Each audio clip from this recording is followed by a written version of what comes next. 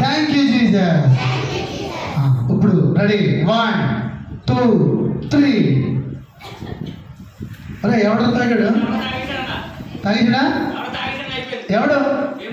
అరే తాగకూడదు, ఎక్కువ కొంచెం కొంచెం తాగాడు. రెడీ? అరే ఎవడో కొంచెం తాగాడు. అక్క ఏంటమ్మా నువ్వు అంత తాగేస్తావు? మెల్లగా తాగు.